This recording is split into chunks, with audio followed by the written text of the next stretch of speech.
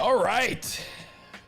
Welcome back to the Boys of 161st Street, episode 161. First time it's going to happen. Last time it's going to happen. It's a pretty significant show. Yeah, we don't really have a plan for it. We have a few drinks flowing for this episode. The Yankees suck. Can't believe we made it this far. Could not have made it this far without you guys, the listeners. We appreciate you guys for just engaging in the social medias, just listening to the podcast. Those are the best ways to show your support. So keep doing that, and we'll keep doing this. That's our promise to you guys. So wish the Yankees could be playing better during episode 161. We wish we had better tidings for you guys during this show, but we do have a loaded show for you today. We're going to do little different rendition of Hot or Not today. Sun update, voicemails. We asked you guys to call in for episode 161. Just a loaded show for you today. Yankees do suck, but we are still in the playoffs, and that is definitely better than not being in the playoffs. So how are we doing today? You got me. My name is Luke, Chandler, and not Damon and Chandler, and Murph. Murph has found his way out of the beer room where he pours beers for other people. So how are we doing, boys?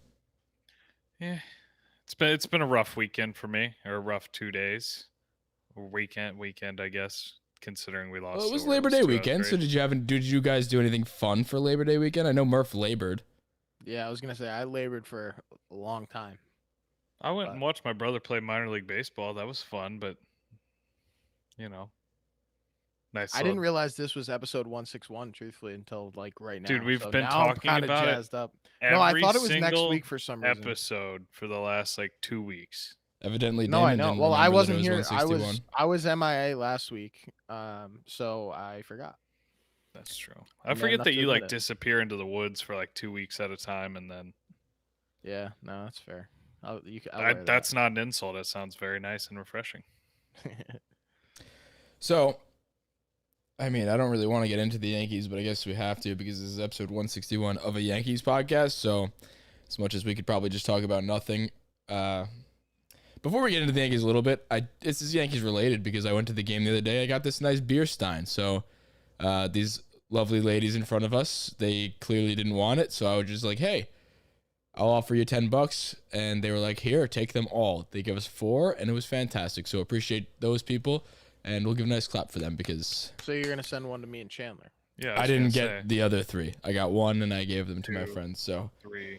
Yeah, we're your friends. Should have given them to us. Yeah, so happy 161. We should make 161 day, and that'll be just today.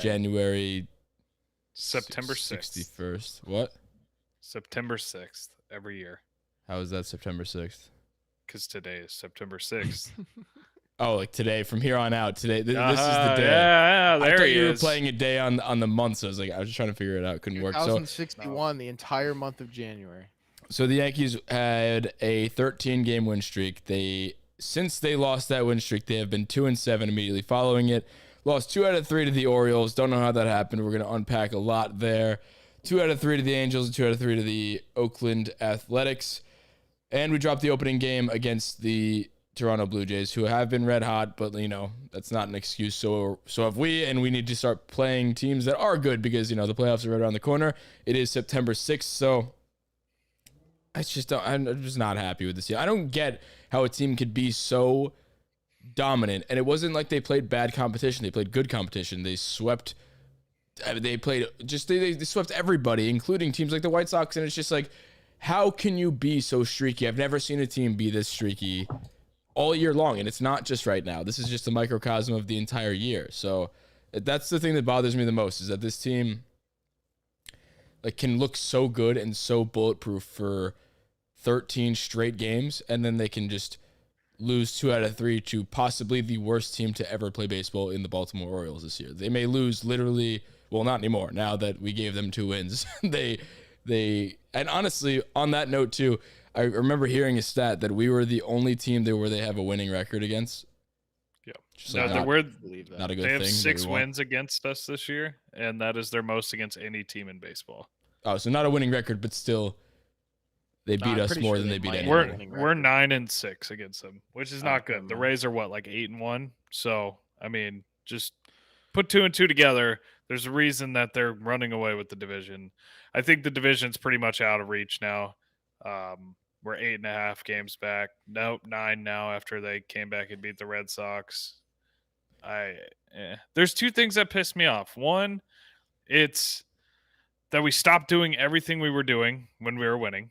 Stealing bases, everything that was exciting and fun, they just quit doing. I mean, I guess you have to get on base to steal bases, but either way, there's 0 stolen bases in that losing slide of 4 games, 5, however long it extended to. I think we ended it at 4.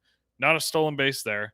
And then the second part is this. I've been saying it since the offseason that this team is not the way that it's built. It's too streaky anyway. There's no way you can't win a World Series with this team, even if we make the playoffs. I just don't think that we play the style of baseball that you can go a month without hitting a cold patch, because you can't have 9 guys who are either ice cold or red hot and not expect them to, if half of them are like bad for a little bit, or even the majority of them, because how many guys really go on a stretch where they're all hot and hitting home runs and stuff like that? Even if you have one guy, a bunch of solo home runs don't fucking matter. Like we've seen with Judge the last week, he's hitting like 500 outside the last 2 games, and they were still losing. It doesn't matter what one guy does, because the way that this team's constructed, and I stand by this, and I think they can make the playoffs, and I think they can make a run, even if things stay the same. I just don't think that they can get through a whole month of consistent baseball. I really don't think it's possible. Not with the way that this lineup's constructed. You're banking on 9 of the same identical hitter to all be on at once for an entire month. That'll work for a stretch, but it doesn't work for a month. Well, the way we're shaping up is we were red hot in the month prior, so I feel like every other month we're on. So we may be lining up for an October where we have some fireworks going off. If that trend continues, I mean, we may not have an October if September ends up being on the flip side of things. So I don't know, man. I agree with everything you said, and those are all problems that we knew. Like the way this team's constructed, we're gonna have hit or miss. Like, it's just a hit or miss team, and that's just how it is, and that's how it's gonna be. So you kind of just have to, roll the dice and see if it ends up being a good week in baseball when any week comes around, or let alone the playoffs come around, if we do end up making it there. I'm not worried about missing the playoffs. I am worried about, and you said the division. Like, division is pretty much said and done, barring, the Red Sox sweeping and then everybody else sweeping the Rays and us sweeping from here on out, basically, which is not going to happen with the way this we're team's getting been looking, lucky that the Red Sox are just playing. They're finding new ways to lose. They had Alex Verdugo just forgot how to play baseball today. And did you see that? Yeah, he botched one in left field.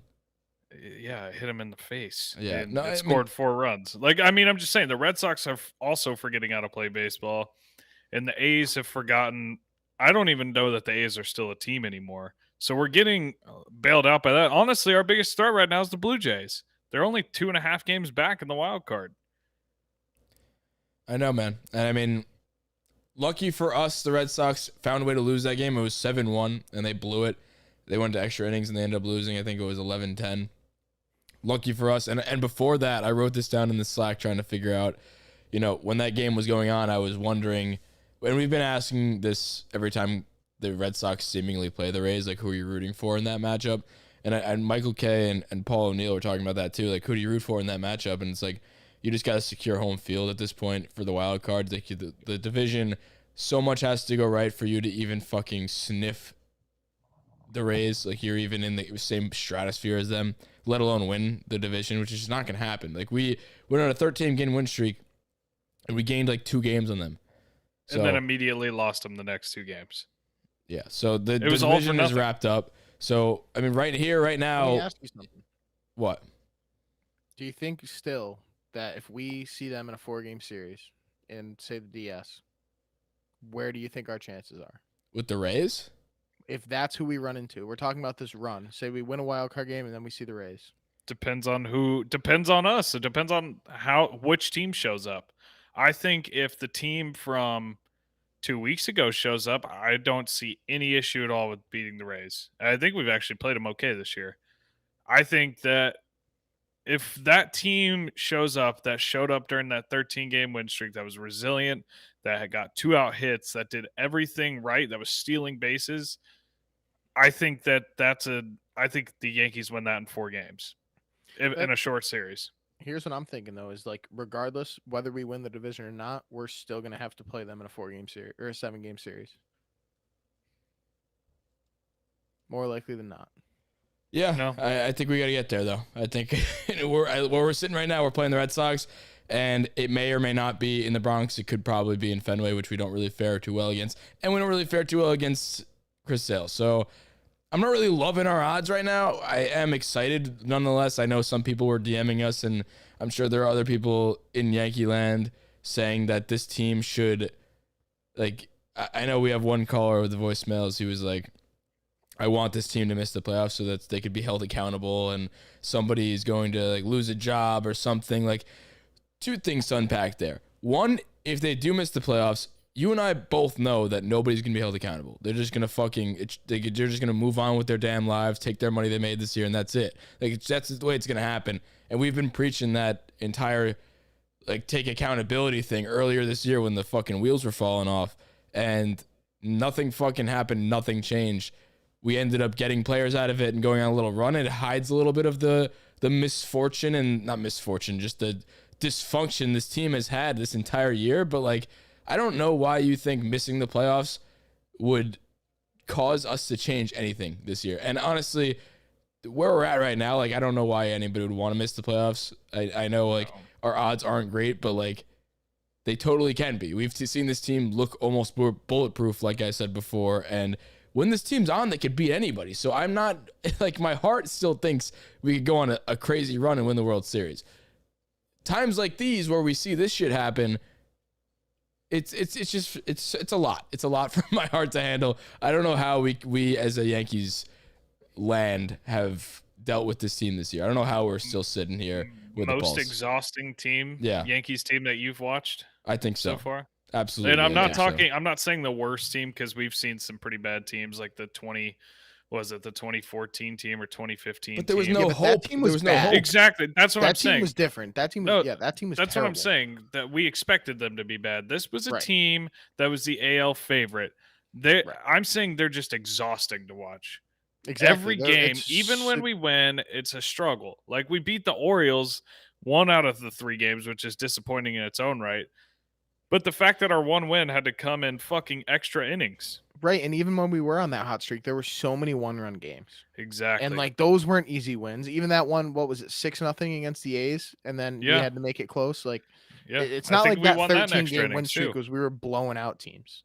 Like, I will say this though, we have 3 games before we lose a grip in a wild card spot at all. We have 13 games left against teams at or below 500. And correct me if I'm wrong, we're not playing the Blue Jays for the next 2 or 3 games? We're playing the Blue Jays for the next 3 games, and then we have 4 more against them. And guess who's knocking? The Blue Jays. But I'm just saying that we have the schedule to, I think, coming down after the A's, I think we had the second easiest schedule to close out the season. Obviously, you wouldn't be able to tell it now because they're just shitting the bed left and right, but it's inexcusable. At this point, it is inexcusable to miss the playoffs. We were up, I think, 5 or 6 games in the loss column on the Red Sox. That's dwindled to 1, and that's lucky. There's zero reason. You had your bad skid. Play average baseball the rest of the month and you're in. There's no excuse to miss the playoffs right now. If you miss the playoffs on this team, you fire everybody. Everybody, and I mean top to bottom. You keep Aaron Judge and Garrett Cole, and the rest of the people there can fucking get a job elsewhere, like washing windows in the city or something. They get off the fucking baseball field. Speaking of people that need to get off the fucking baseball field, I'll address this. I don't know why we haven't talked about it yet, but I mean, the new mayor of the Sun needs to just literally not show up to work. I don't want to show up to my own job tomorrow. He needs to just he looks sad, and I feel bad for the guy because he might be a nice guy. I don't know. Nope. I've never sat down and had a beer with him, but he seems like a pretty nice guy. but he's just so fucking bad at baseball. It actually hurts to watch because he just looked. There was a stat that popped up that Damon sent us, and it was like one of those stats that show up on the TV screen, and it was a picture of Heaney behind it, and he just looked just run down, beat down, and I mean, for good reason. He's been literally the worst pitcher I've ever seen lace him up and toe the rubber. It's been miserable to watch, and yet before Krisky, whom is also on the Sun, gave up that grand slam today, he was fucking warming up. Why was he warming up? After melting down the game prior in the game against the Orioles. I don't know. Why are we bringing Heaney in to relieve? He can't start. What makes you think he can come in and preserve a lead? What? Because it was 4-0 at that point. I get that. No, we had a 3-run lead, which is a close enough game. When you're talking about the other game. I'm talking about yesterday. Yeah, I was talking about him warming up today. Saying every one of these games means something. We all know they mean something. We're going to put our best foot forward, and we're going to go out there and win because we need to get our shit right. You can't tell me you're trying to win when you're pitching Andrew Heaney and Brooks fucking Krisky in back-to-back games. You cannot tell me you're trying to win a baseball game like that. You can't tell me that. I think they're trying to get a little lucky, and they're looking forward and saying we got a 4-game tilt against the Blue Jays, who are knocking on the door for the division, and we want all the relief pitchers that we can throw at them. You gotta win the they're day, looking too far in the future. That's what I'm saying. I agree with you, and I'm not saying they're right, but that's what they were thinking, and they were trying to get away with it, and it didn't work. It bit them right in the ass. I don't even care that it's like. If you're going to do that, but why Heaney? Why? Why take a guy who's a failed starter, who's never been a relief pitcher, and put him in another spot? He doesn't have it. He doesn't fucking have it. Watch him pitch. It doesn't matter if you throw him out there in the first through the ninth. Any inning you put Andrew Heaney on the mound, he is an absolute fucking cancer to the team. He provides nothing. I would rather, and I mean this wholeheartedly, I would rather have Anthony Rizzo out there on the fucking mound than Andrew Heaney. At least I can watch the game with a smile on my face. He has a strikeout against Freddie Freeman. I think if Andrew Heaney had to face Freddie Freeman, he would probably hit it 590 feet because Andrew Heaney's a fucking bum. I mean, he comes in right away and gives up a home run. It's almost like a joke. It's like he's doing it on purpose. Where does he rack up in the worst pitchers that we have seen in the last 4 years? He's the worst pitcher been some bad ones. I've ever seen at any level of baseball is Andrew Heaney. I've not seen a little league pitcher. Because we used to talk about Hap like this, how Hap always gave up his home runs, and like there were some bad pitchers. He's like, worse than Hap. Like Hap, at least once in a while, would surprise you. He just is consistently god fucking terrible. He doesn't dude, he throws like a 92 mile an hour fastball that just floats right down the middle every time. I would rather have, I don't know what we gave up for him, like a laundry machine in 100K. His name was literally Junk. The guy we gave up's name was Junk. Oh, yeah. I would rather have Junk. I remember talking about that. Dude, he made his major league debut for the Angels the other day and kicked ass. Really? I think he kicked ass. I could be wrong, and I just hate Andrew Heaney. Well, he couldn't have done any worse than he would have. Dude, I just, like, we talked about this last time Heaney blew up like this, and it was like, okay.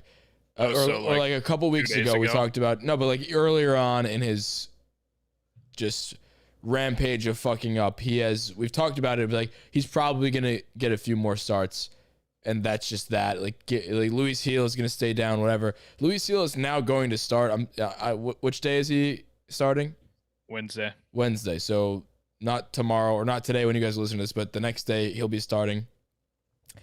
So you got to assume that was the Heaney day. So Heaney coming out of the pen, they're just like trying to get every last ounce of, I don't know what they see that they're trying to get every last ounce of. It's like just a fucking empty whatever they're trying to get. But I mean, I just never have seen somebody so bad. I just haven't. And we talked about before, like we knew he was still going to probably get some run. I genuinely hope for this. Like, there's no reason to pitch him again.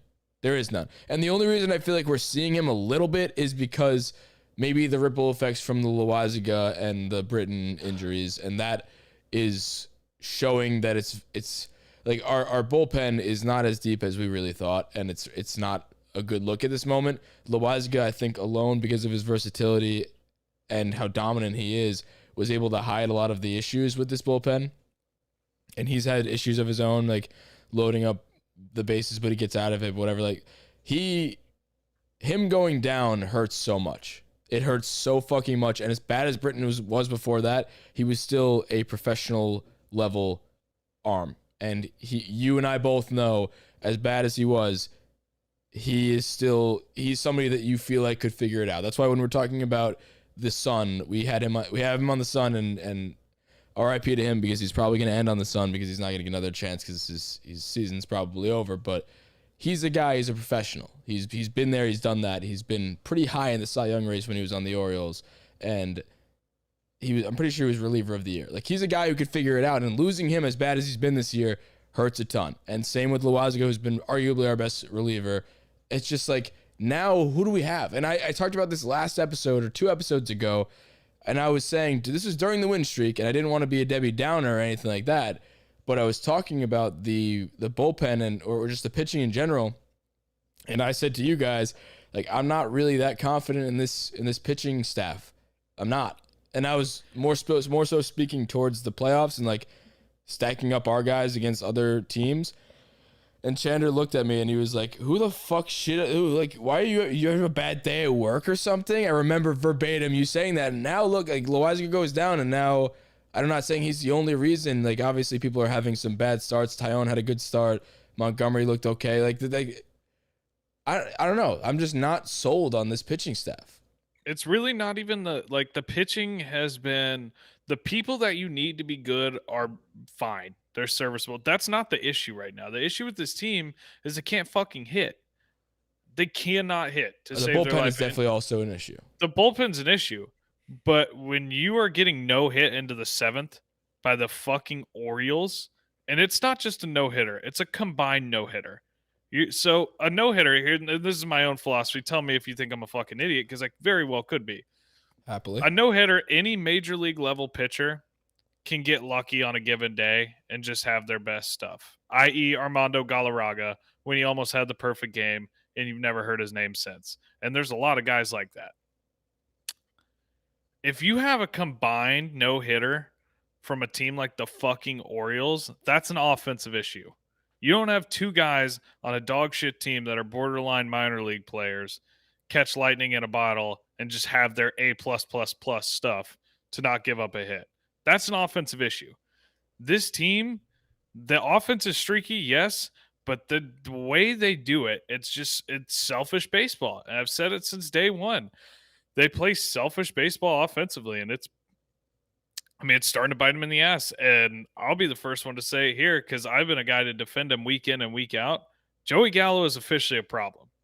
This is bad. What he's doing right now is bad. He's not himself. I have his stats up right here. As a Yankee, he's hitting 130 with a 291 on base, a 325 slugging, 617 OPS, and he has 6 fucking home runs.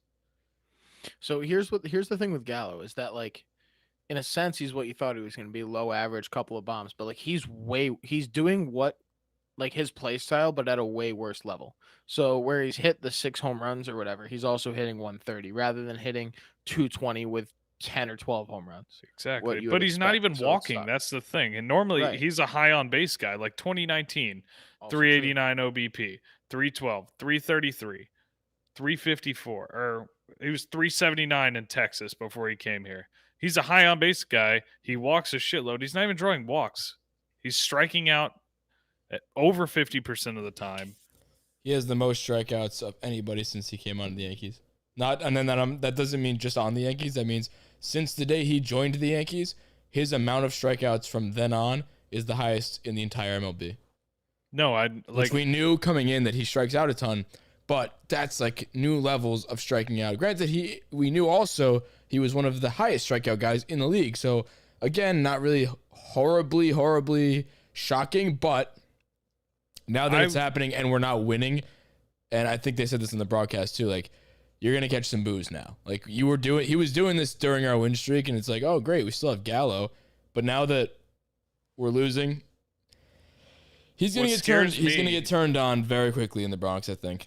What scares me is that he's not getting on base. If he was a high strikeout, home run, walk guy, which is what we expected, the true 3 outcome hitter, I was perfectly okay with that. But now he's not even doing his one thing, and that's getting on base. And he's not doing his two big things, getting on base and hitting home runs. He's not doing either of them. You don't get to slouch on anything. When you have 3 outcomes, you better do them well. And he's only striking out well. He's even learned how to hit into double plays on the Yankees. I think he hung out in the fucking Yankees video room too long.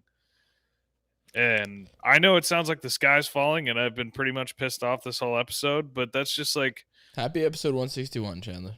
it's frustrating. It's so Would've frustrating. been really cool if this happened during the win streak. We would have been just So cool. loving I life. know. But See, I'm Why drinking would- beers still, but these are sad beers. These are it was happy beers because it was 161, and now they've turned got into become sad beers. Speaking of sad stats, while I was watching Florida State get slapped around, sorry, Dude, Chandler. fuck off. This is the best game they played in 5 years. No, it was a great game. But anyway, at the bottom of the screen, I just saw like how block you. I just saw at the bottom of the screen. It was like Yankees lead the league in games lost while winning by 3+ runs after the 7th inning with like 5. Like horrible. It's not good. That's so bad. I think that I saw You another know stat how this year. valuable those 5 wins would be right now? Did you see the other stat this year that like they're like 0-54 when trailing by more than 4 runs? Oh my god. I mean, I don't know. We're back to the level again, and I'm telling you, this is why this team makes me want to pull my fucking hair out, because they can look like the best team ever. Like, they're electric, so fun to watch. They're doing everything right, and then it's a total 180.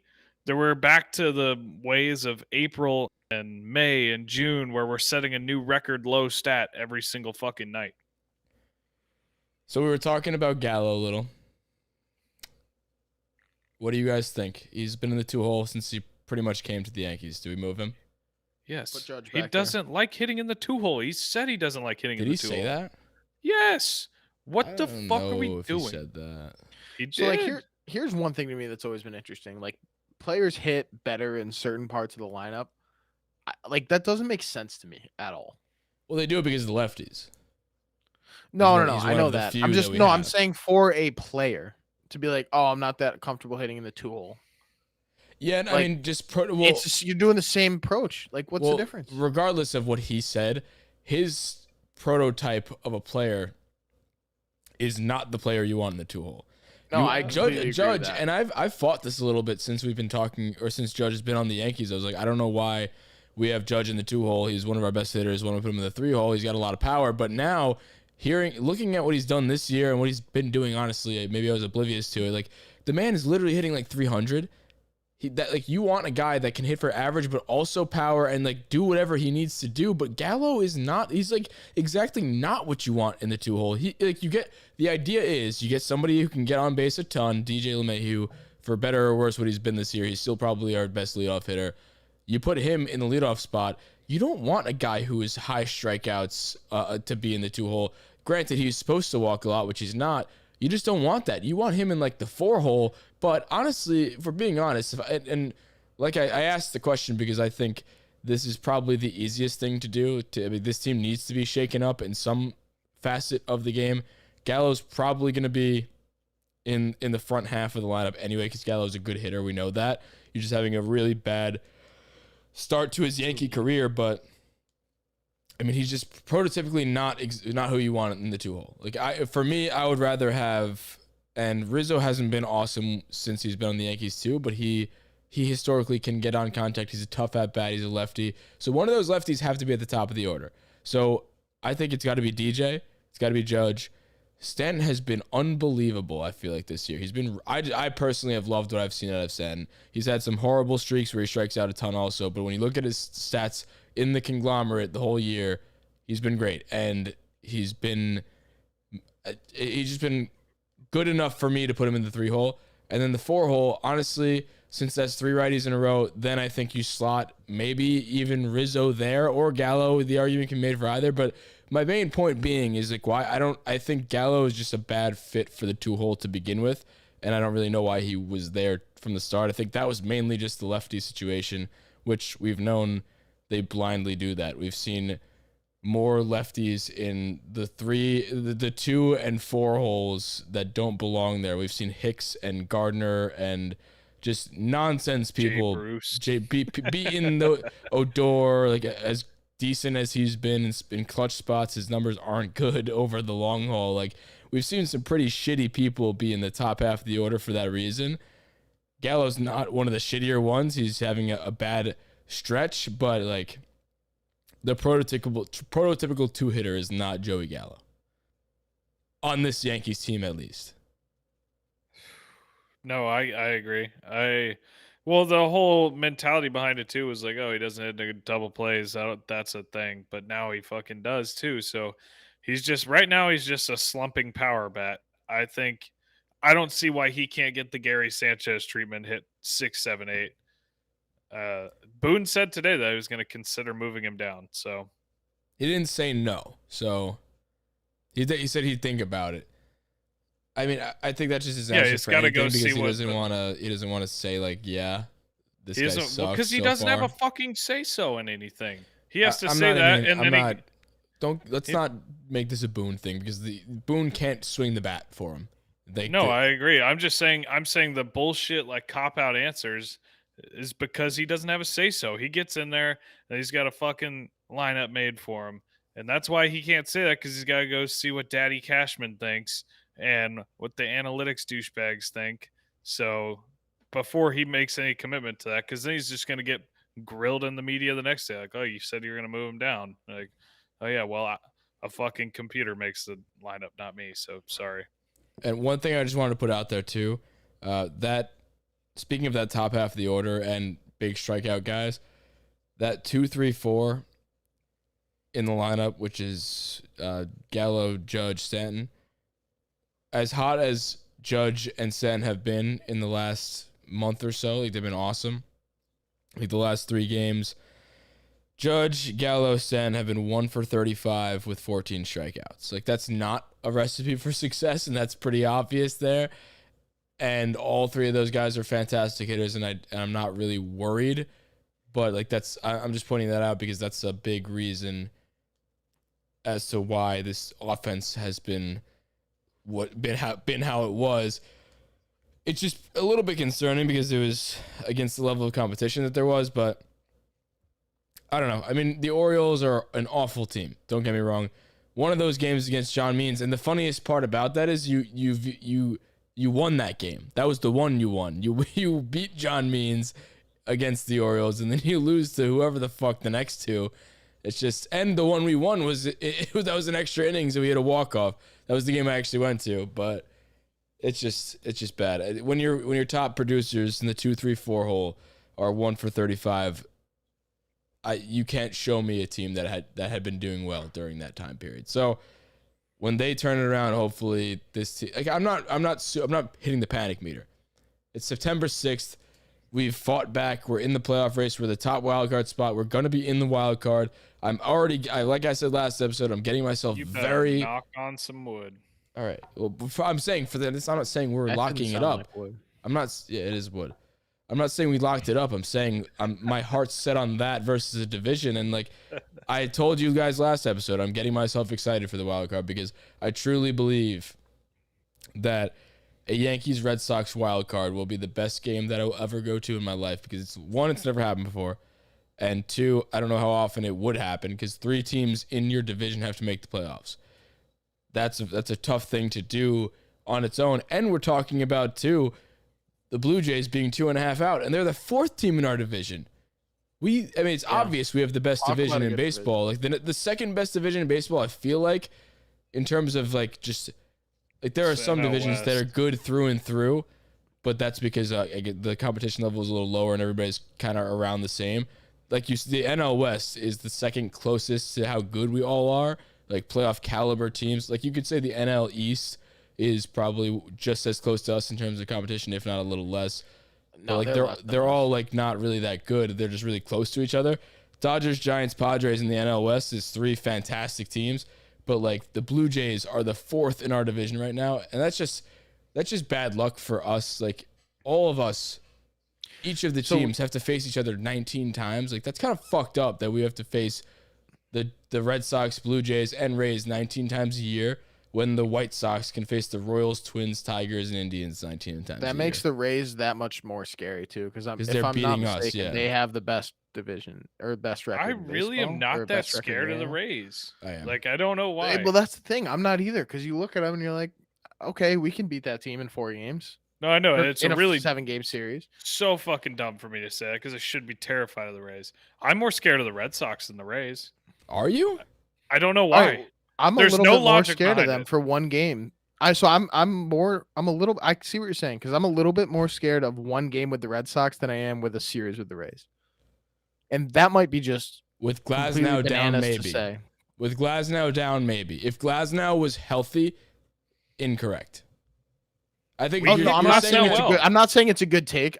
Like when you No, really no, I think think about you're it, that's right stupid now. to say. No, That's on just how I paper, feel. It's fucking on paper. It's fucking stupid, but gut feeling, I just like. Yeah. I feel confident that we could beat the Rays in a series. I don't know why. I feel more confident about like the Red Sox have the more traditional sluggers that are going to hit our like fastball dominant pitchers.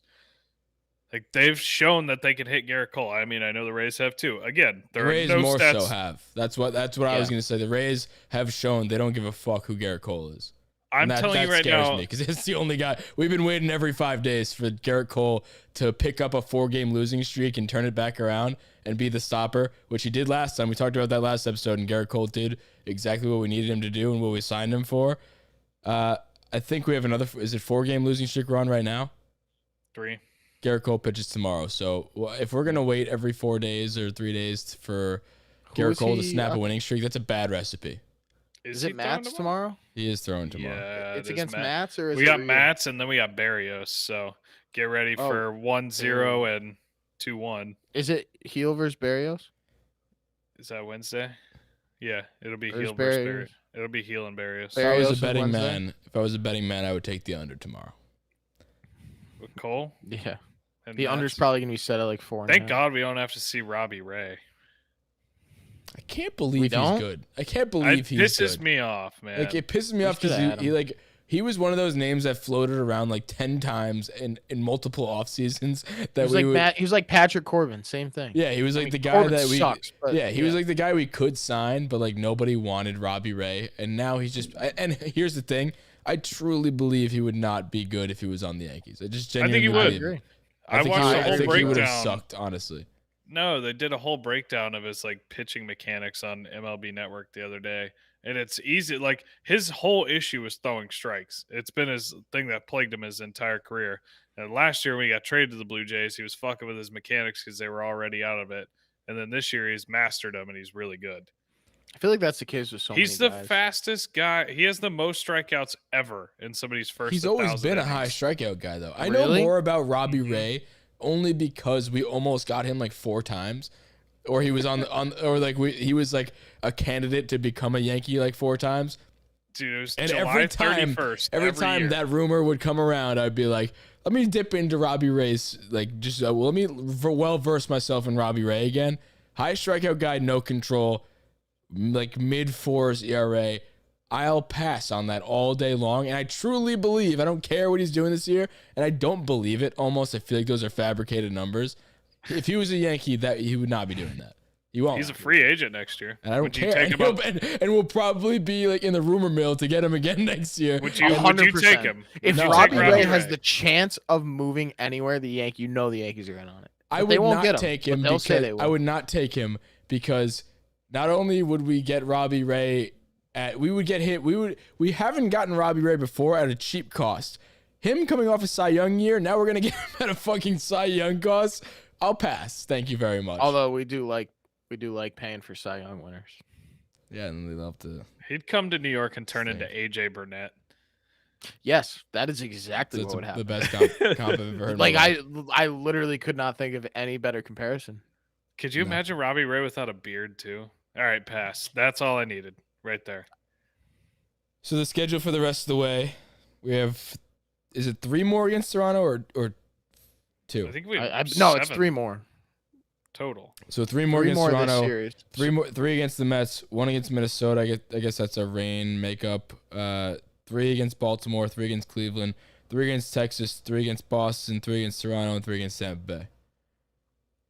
We should win 10 That's straight not- games that's somewhere not- in there. That's not a horribly bad schedule. Like we could totally, like it's so weird and it's so horrible and not possible to project anything with this team, because you can go out and you could sweep one of the best AL teams in the White Sox and be 5-1 against them for the entire year, and sweep the Red Sox and play well against the Rays all year long, and then you can lose Drop 2 out of 3 to one of the Cleveland. worst teams in baseball history. Like I just can't. When I look at this projection from here on out, like, and we've always said this before this stretch started, we were like, oh yeah, we have the easiest strength of schedule, or one of the easiest strength of schedules for the rest of the way. Quick And math. I don't know what that matters. That does not matter to me when you lose 2 out of 3 to the Orioles. What's your quick math? How many games are left in the season? 3, 6, 7, 10, 25. And 13 How many are of against- those do you think? I don't know if that's Are right. I gonna think be- it's 25. I just looked How it up. many 13 of are those? at or below 500. Keep that in mind. How many doesn't matter for what I'm asking even. How many of those do you think are going to be 1-run games? All of them. Or Even Like, against no, the I'm- Orioles. I'm- We won in. that's We won in. or how many wins do we have? It's that the are 1-run? Orioles effect. we to me. win- we won 2 out of 3. We If we lost 2 out of 3 to win- the if we win Orioles, and we won in s- extras for one of them. Every one of them is going to be 1-run game, or we're getting If blown we out win- 8-0. If we win 16 of those games, I genuinely believe that 12 to 13 of those are going to be. We are 1-run games. not going to win 16 of these games. I'm just saying if. That's just I a mean, number look that at these popped in my teams head. though: Texas, Cleveland, Minnesota for 1, Baltimore Mets. for 3, the Mets who fucking suck. Like these No, teams. they're not bad recently. I They're don't 500. They're 69 and 69. We should not yeah, but lose a they're game. they're on a little bit of a hot I know. streak. But yeah, they won 7 out of 8 to get to 500. Congrats, go fuck yourself, Mets. They're just We as streaky should as we are. from Last week, Friday, September 10th until Friday, September 24th, we should not lose a baseball game. If this Oh, but team we is will. serious, you should not lose a baseball game in those 2 weeks. You play the we'll go Mets, 500. you play the Mets, you play the Twins, you play the Orioles, you play the Indians, and you play the fucking Rangers. The Joey Gallo-less Rangers. We'll go 500 in that stretch. I guarantee it. Dude, Is that enough? I is don't- I what, don't know. 500? With the No. with the Red Sox, hopefully, I mean they're finding ways to lose. Also, You're not gonna host. I with think with the Blue Jays playing as well as they are, and I mean you forget about the Athletics, but I they can think the get Blue Jays are the gonna make Athletics the can get playoffs, just as hot as I'll say. anybody. So I mean, they're behind the Mariners now too. Mariners are very hot right now. I think the Blue Jays are going to make the playoffs. I'll say it. Who's gonna miss it? Us or the Red Sox? I fucking hope to God it's the Red Sox, but How would you feel about an at-home wild? I would rather play the Red Sox than the Blue Jays in a me wild too. card. The Me Blue Jays too. are scary. Yeah, Yeah, because it'd be would they're it a be good would it team. be They Ryu have a or Ray? great roster, and now they're firing. It'd be on all Ray. cylinders. It'd be Robbie think Ray they would against do that? Garrett Cole. It would be tomorrow's matchup, all over again. Dude, I'm scared. Tomorrow's a now. big game. Tomorrow's a huge game. I'm The just whole series is huge. I mean, honestly, when we turn around on Thursday and record again, rest of the season's kind of dictated by that. Because if we drop 3 to the Rays, suddenly we're behind them. Or if we win 3, then we've got a way bigger cushion over them. Blue Jays, I mean. What did I say, Rays? Yeah, Yeah. Blue Jays. how many Well, I mean- times have we said that this season that this is the most important series of the That's year? because Well, we've because had our every time backs against the we're on a wall. trajectory that seems pretty good, then we fuck it all up, and then all of a sudden the next Yeah. series. Is, Like we win 13 in a row and we look like we have it all figured out and have a shot at even the division, and then we find a way to fuck it up. That's been the mantra of the season. Find a We've way to brought fuck it- it up. Don't Like, you know like what? they As a say, matter of fact, the NYY for NY, that's been like the thing. Hashtag find a way to fuck it up should be the new thing. Like that's I don't know that's want how it's been. anymore. I don't ever want to be within 5 games of the Rays again. Every time we get somewhere around the 4.5 game mark, the Yankees just fucking implode and forget how to play baseball. I hope the Rays win every game the rest of the season until the last series. I hope they get all you of their just wins said a version out. of what I was gonna say. Yeah, I don't even want it to be in mind anymore because I don't know what it is. Well, if it's that's not. what's fucking them up, and It's they not think in that mind. You know they're going to give us hope again before the end of the year. No, They're they going to go won't. on some stretch. No, they're not. where we're Either gonna be that like, or they're going to "Ah!" fuck it completely up. I'm not even You know convinced we're going to give us hope. finish They're gonna above win. 500. They're going to string together like 5 in a row, and we're going to be like, huh? Dude, And I'm then they're telling gonna you, fuck it up I again. am literally not even convinced that this team's going to finish over 500 with the way the last like 2 weeks has gone. You know what, Murph? You know what I can see? Since there is the 3-game series at the end of the season, I can totally see, and maybe this won't happen, but I could see us having, like, still maybe this is so far out of reach, but just the way the Yankees have like kept us, our hearts in it. I could totally see being 3 games out in a 3-game set going up against the Rays, and it'd be like, oh, if we sweep them, just some kind of hope. I also don't think mathematically we will ever get there, but that's just the way I feel with these Yankees. It's like they'll keep us in it for better or worse, and like then they'll break our heart. Just find a way to fuck it up. Like I said, The You know what'll entire like happen? Rays organization would have to get stuck with steroids or Yeah. something like for that to happen. We'll get down to that, and then we'll win games 1 and 2. and then we'll lose. It's gonna be game 3. no, it's gonna be a winner take all game 3, and it's gonna go to like 16 innings. So we And spin Andrew the whole Heaney- Andrew bullpen, Heaney will come in. and then Heaney's gonna come in, fuck it up, and we're gonna roll into the wild card 2 days later without a bullpen, and then we're gonna get just fucking dick stamped by the Red Sox. Yeah, And in that like- last game, we're going like to be up by getting- 3 runs in the 7th inning. Yeah, like honestly, like going for the division in that sense would like have like been to our downfall. Like we tried so hard to put the foot on the gas to win the division that we were so spent for the wild card, and we were just fucked. Like that's, like I said, find a way to fuck it up. That would be this. And then Yankees team. to further that, Cole's gonna turn into Sevy in 2016 or 17, All whatever. And then we're gonna have to get 8 1/3 out of Heaney and Krisky, and we're If gonna we're lose. worried about anybody on this team, I'm not worried about Garrett Cole. I'm And not either. I'm just saying. On that it note, I would be wanted fitting. to bring something up about Garrett Cole, and I wrote this down before, like on Friday. Like that was I think the first game of the Orioles series, I want to say, or just the last time that Cole pitched. I was just like thinking to myself, like Garrett Cole. When was the last time? Garrett Cole aside, when was the last time we've had a Cy Young pitcher on this team? CC Sabathia. CC, but he didn't win one with us, right? Yeah, he did. No, Oh, he did one. No, No, he I didn't. think we No, got he was him the year runner up. after. I think in 2009. We got him the year after. he Can won someone one, I fact think. check when the last time we've had a Cy Young pitcher on this team?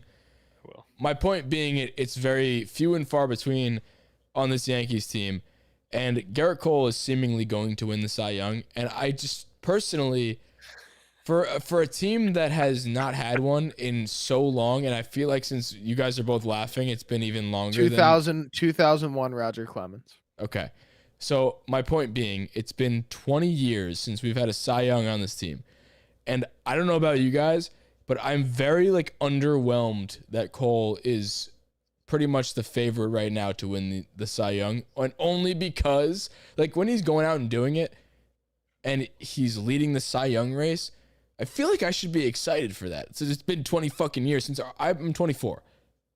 I don't remember Roger Clemens winning the fucking Cy Young because I was 4 You were fucking years 4. old. So naturally, but I feel like I should be really excited about that. That's a once in a lifetime thing that's happening, but I'm not. I'm very underwhelmed by it because he should be doing it. That's how I feel right now.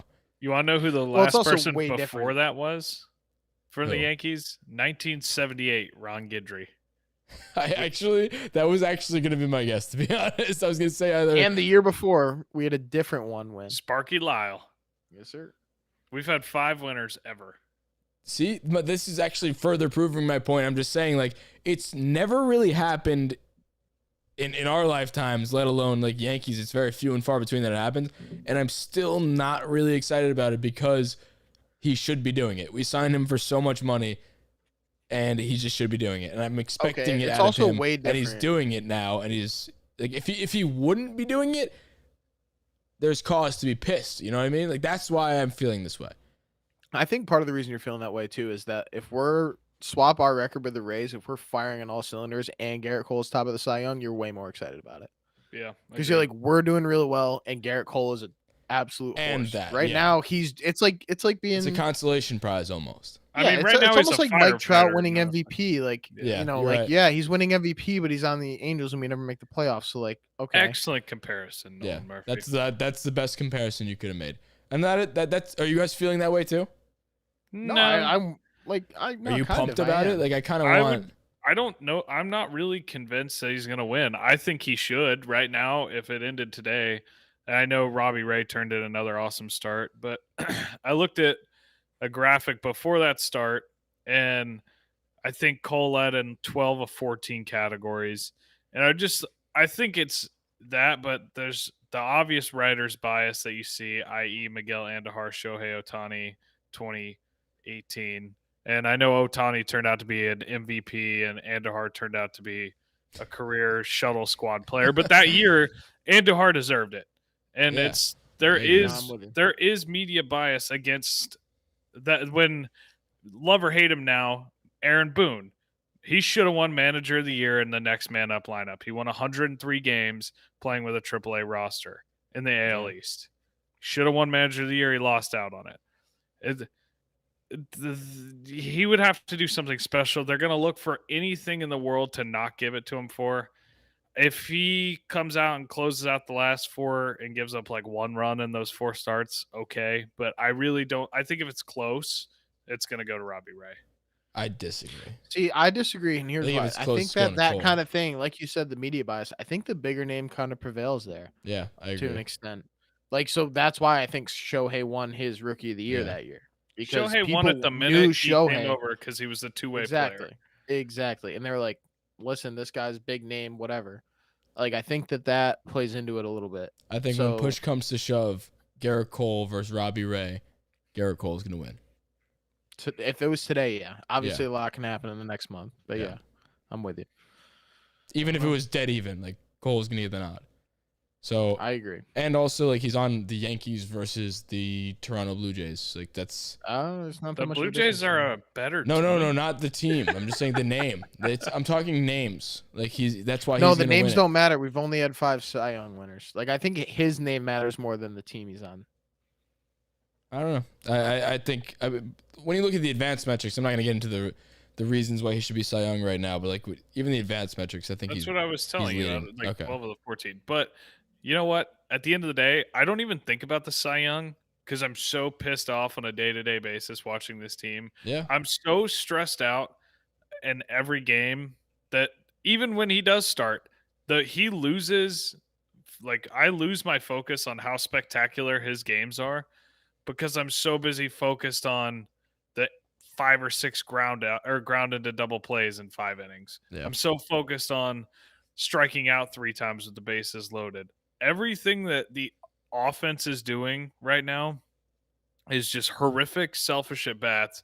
And it takes away from any sort of pitching performance that you can appreciate. We were talking about last episode with Jordan Montgomery. Why does he get overlooked? Because he gets no run support and it's ugly.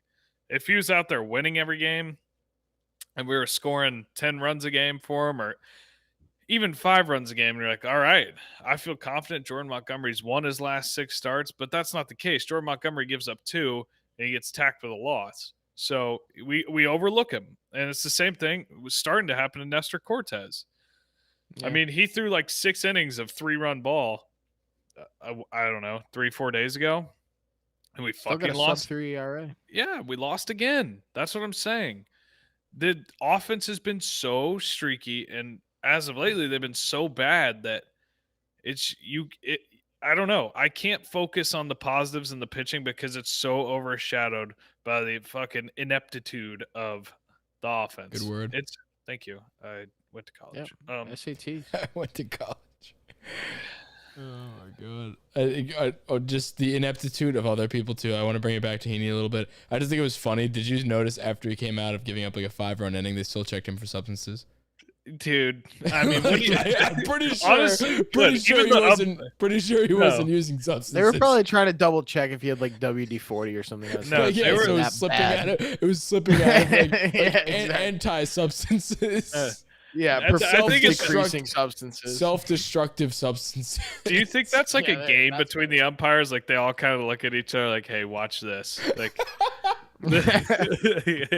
As Andrew Heaney's like fucking crying off the mound, like, hey, what? Give me your belt while you're going to sulk in the locker room, you fucking Oh bum. my god, guy gives up fucking 9 through nothing. He's like, hey, watch this. I'm gonna ask him for substances. I'm gonna kick him while he's down right now. Oh my god, he's so sad. Like when he gives his hat and glove to have them check it too. Like it just like he clearly wasn't using anything. So Did you see? I saw a video. God, I don't remember who fucking posted on Twitter. You remember, like, it was like a Hard Knocks episode or something where the Jets guy went to go type in his code to get into the weight room and it got denied, and that that's how was he learned how he was cut. yeah, Josh Adams. No, not Josh Adams. The safety. No, Hard. Are you talking about when the Jets Hard Knocks?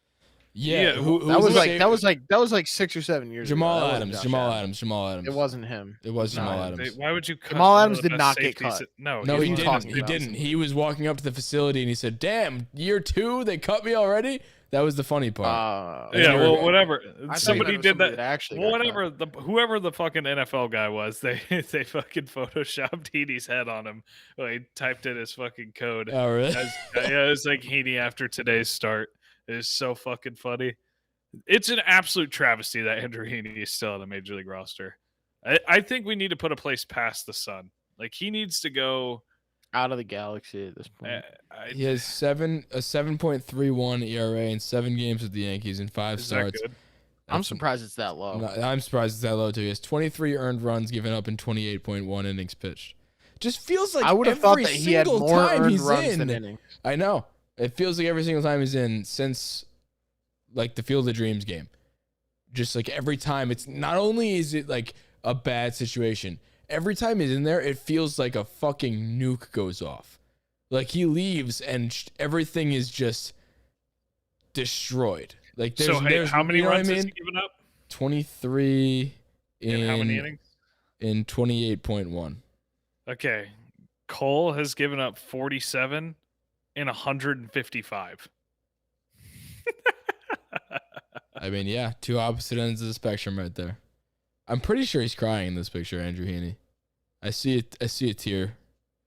There's like times like that I feel bad, but like you're really bad at your job, so I'm not. I don't feel bad. I don't feel bad. I mean, we talked about let's give a little sun update because we haven't been giving people the updates. Today we didn't do a hot or not. We still have voicemails to get to, but we didn't do hot or not today because like there's not really any hots. It's mainly knots, and Of knots. we've addressed all of them. Like, and they're recurring knots, so I guess that sends people to the sun. I don't think we're gonna send anybody to the sun today. A lot of people wanted Glaber's head on a stick. I don't think we're gonna send Glaber. He's just coming off injury, so let's give him a little time before. You know, granted he hasn't been really great in the last 2 years. Honestly, I did see a stat that in the last 2 calendar years, Brett Gardner has 19 home runs and Glaber has 13. So that's like not good company you want to be in terms of a guy who had 39 home runs. Wait, who was the other one? I'm sorry. I just saw something of Glaber. It was his baby announcement, and the top comment was name it like BABE6. I was like, that's he's about to drop a baby like he I dropped the haven't- ball at short. It's like, Wait, God. Glaber? Yeah, they just announced he's having his first kid, and the top 2 comments. Are I like, haven't read comments on a lot of things like on TikTok or anything. My friend always told me like you should really read the comments. The comments are the best part.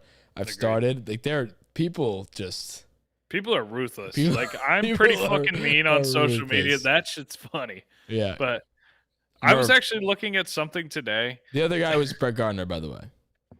Oh, okay. So Well, Brett you- Gardner in the last 2 calendar years, Murph, has 19 home runs. Glaber Torres has 13.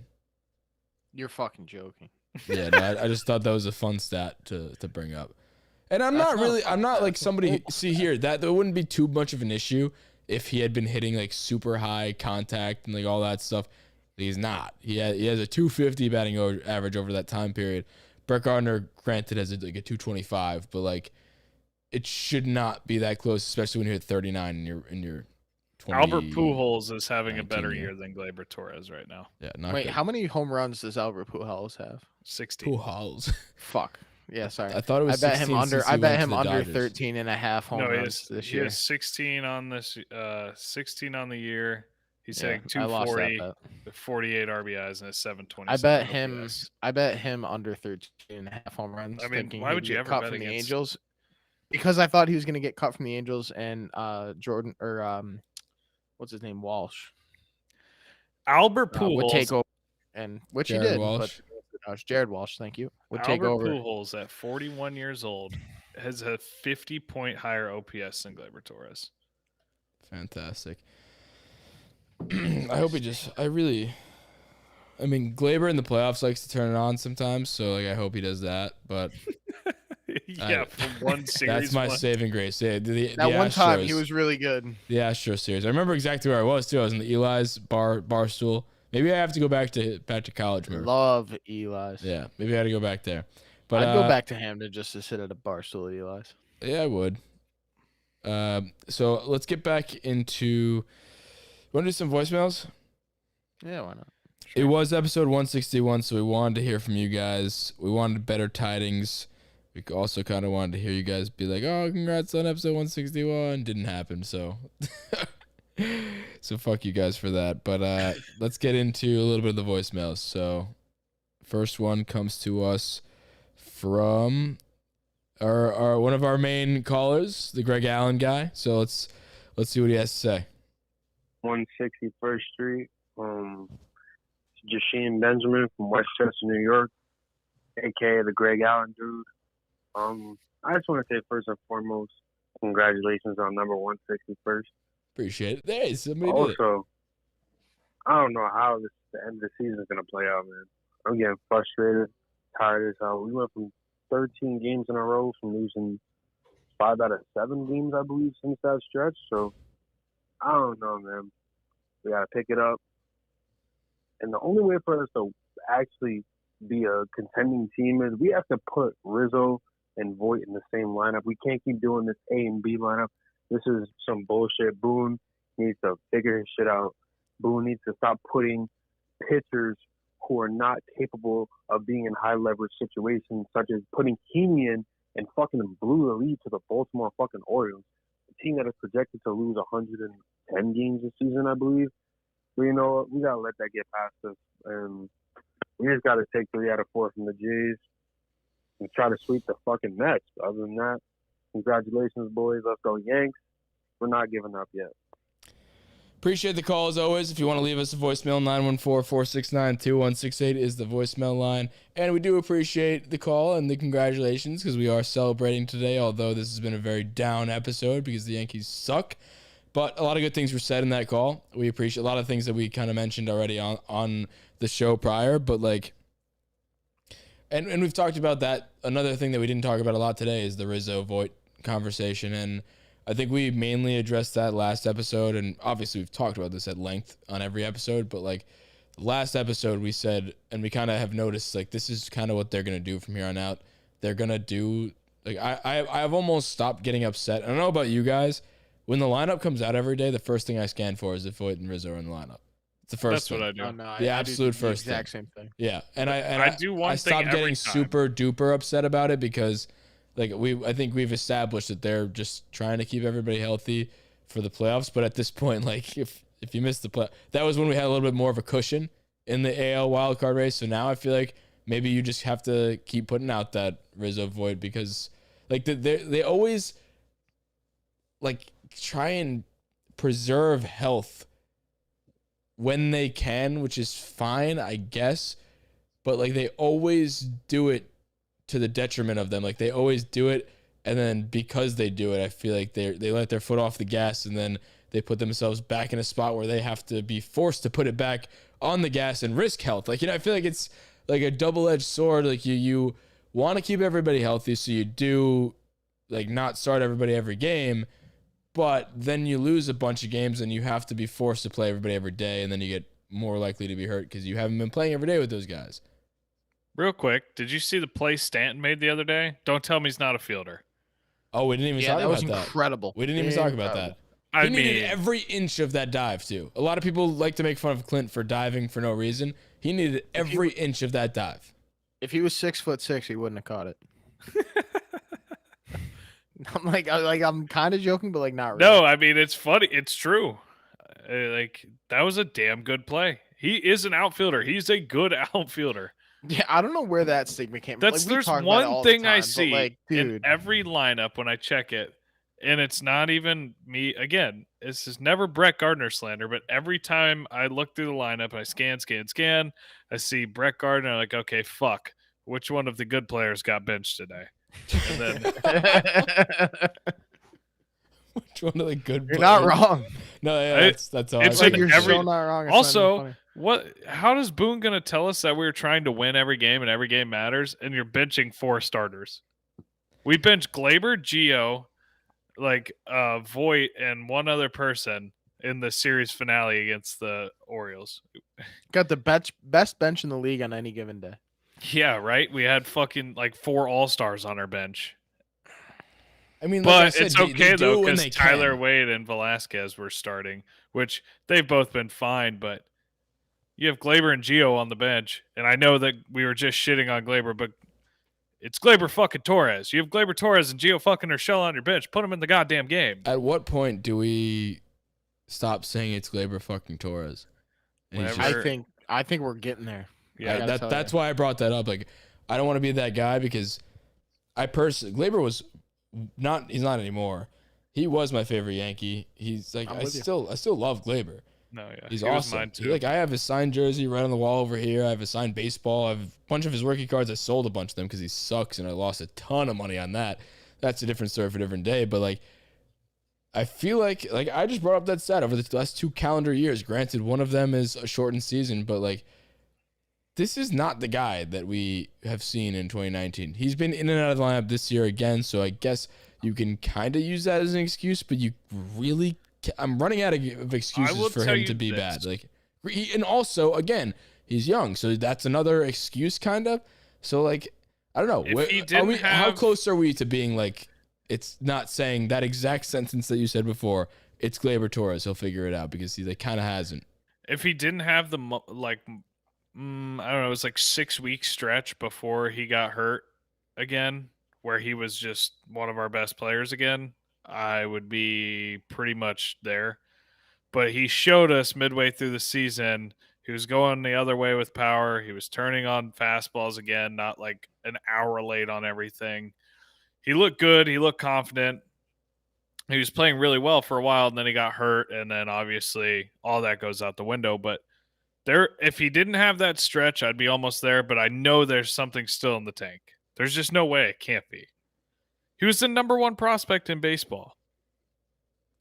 Listen, I get it, man. I fucking love Glaber, and you're not trying to convince me, but I'm just like, No, I'm trying to At convince what- myself. at what point is he just like He's just a bust. not a bust? Like, he's an average player, and that's exactly what he's been for the last 2 years. He hasn't been What's he average at? He's below average at everything. no, like his WRC plus is like 99, I think. So he's like literally an average hitter. And I guess that's one stat. He's but like, and he's a Gold Glove defender though. oh, Like, yeah, If he's an average hitter, that means he's not an average player because he is definitely not an average fielder. It's so funny. You remember in June, 1 sec. we keep it saw going. he was one of the best defense. He was like the best defensive shortstop in baseball.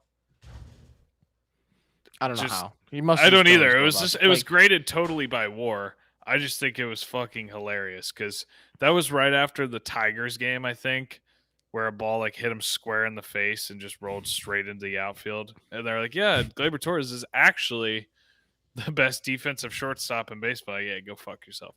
I'm I pretty don't sure that's just not true. Like even at the time, I think they just made that up. No, you know what? There's exactly why I don't believe in defensive WAR and shit because that's just not correct. There's not a real way to measure defense. Like errors No. does not adequately tell a defensive player. No, And there are all these advanced metrics on defense, but when it comes down to it, it all is just eye test. I don't even say it's the Oh, eye good. Rella's testament. back. Is- Dude, I don't know. I'm not ready to give up on him. I love. I'm the not guy. either. Like that, but realistically, If he it's coming, he comes it's coming out, where we have to. I I don't think- want to.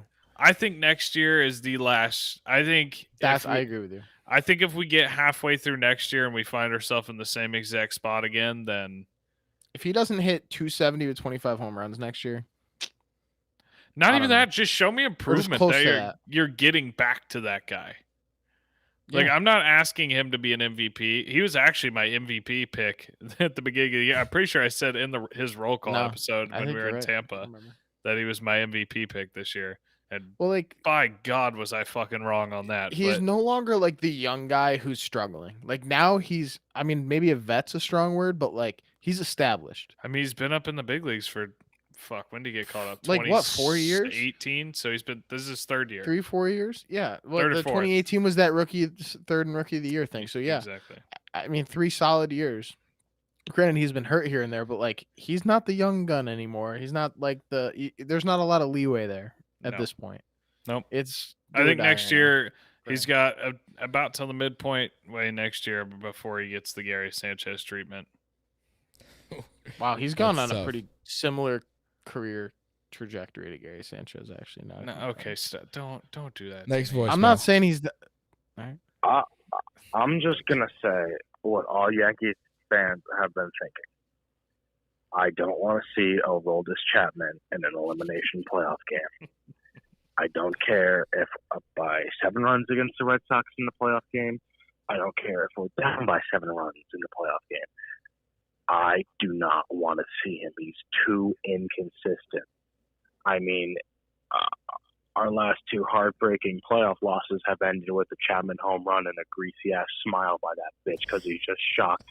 Because when he can only throw sliders, he hangs one over the fucking plate and it gets sent by Pedro Severino and the Orioles. Holy fuck. And also, Andrew Heaney is making me reminisce about Luis Sessa, which I really didn't think was possible. But Thank you. he's so dog shit that you could throw a fucking trash compactor on the mound and it'd be the same thing as him.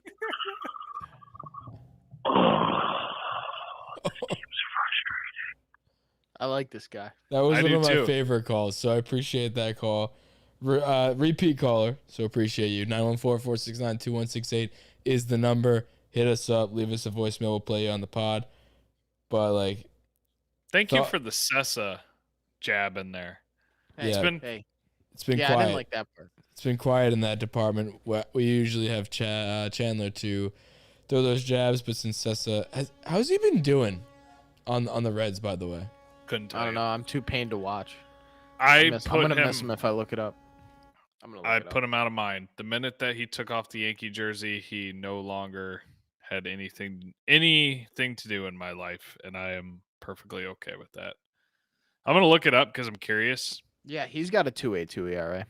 I miss On the him. year or on the red? Fantastic. I'm sorry, 2.56 on the year.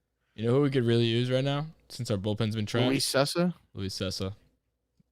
Thank you. Justin Wilson. Talked about it before. He's got a 1.88 ERA on the Reds. Granted, like Clay Holmes has been good.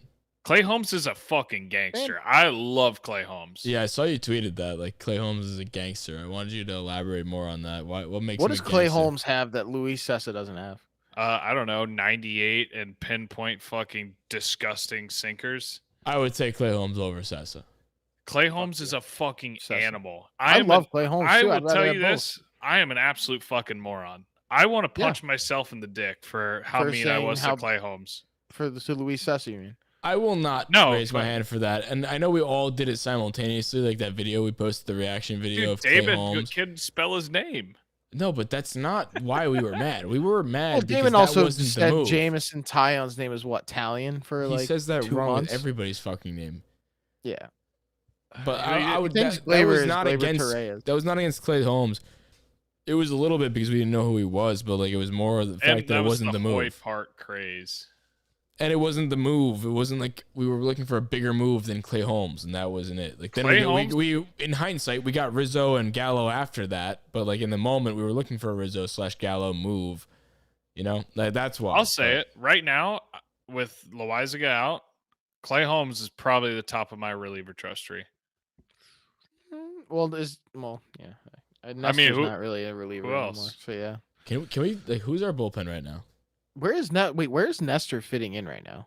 He's If fucking- he was pitching he's this our week, ace. Nestor's in our rotation. yeah, but he pitched what? A couple days ago. When is he pitching again?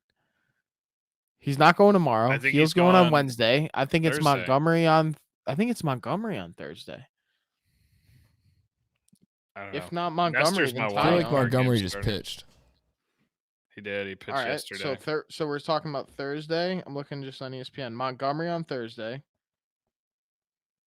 Kluber on Friday.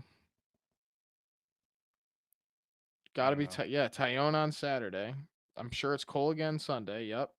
And then, Thursday's TBD. Monday? Thursday's TBD on Monday MLB against app. the Twins is Heel again, apparently. But ESPN, I mean, that's too far out. Where does Nestor? Is he going to come out of the pen now? Nah. Nestor's too good. I actually was listening to, I think it was John and Susan the other day while I was on the road, saying that they were talking about going to a 6-man rotation down the stretch. I hate that. We can't do that.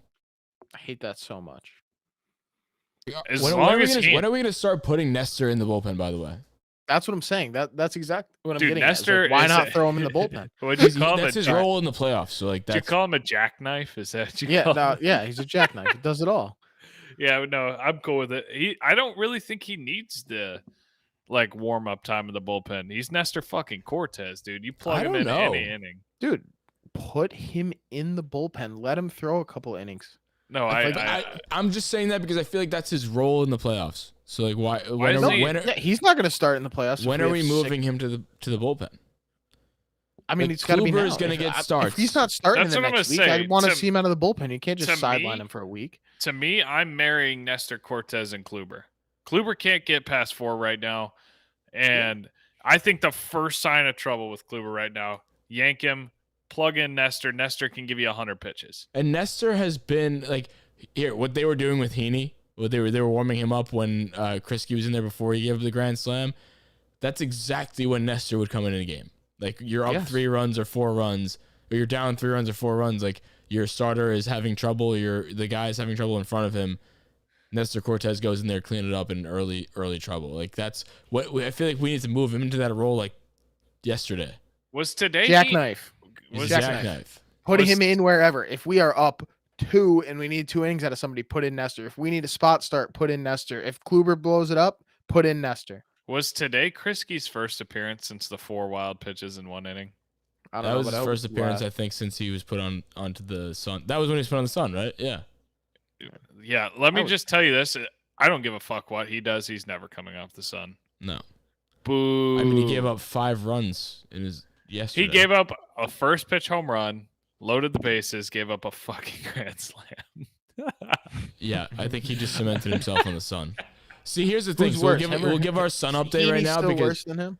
yes, Heaney has been consistently been doing it often. Like Krisky, Yeah, that's like you just said, that was the first time I feel like Krisky has pitched in a while. Maybe I just missed it, but if I missed it, that's a good sign. I feel like here's the thing. Here's the exact thing. No, he Maybe just got called Krisky- up. That was his okay, first but I'm just appearance saying, since the 4 wild pitches. Even if he has pitched recently, the fact that I haven't noticed it is telling that he's not like Heaney. Like I notice every Heaney start, and that's not a good thing. You're not noticing it for good reason.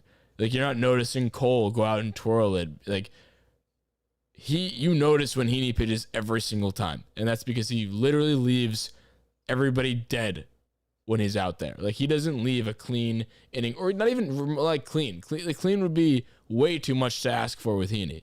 He never leaves an inning and doesn't completely just erupt. It's minimum 3 or 4 runs every time he comes in. And not in a start, in a relief appearance in 1 inning. I'm shocked that his ERA was only 7. No, I mean Heaney is the single worst pitcher I've ever seen at any level of baseball. I'm not exaggerating. I've never seen somebody that's less effective. And he'll probably still pitch. No, he's not gonna. He won't lose his spot, and I don't understand where the like blinding loyalty to Heaney comes from. Is it just like, are you scared to admit that you're wrong? He's fucking bad. He's really bad, and he's not only bad. He's lost all confidence that he had at all. Like he looks like a defeated man the minute he steps on the mound. Let's go to some Heaney voicemails. Andrew Heaney needs to get left behind on the team bus, hit in both kneecaps with a lead pipe, and then just drop a table on him. Along with Brooks Krisky, too. What perfect timing. Let's go to another Heaney voicemail. Let's just like air it out. Everybody who has any feelings. This should be the only voicemail you get. They should castrate Andrew Heaney.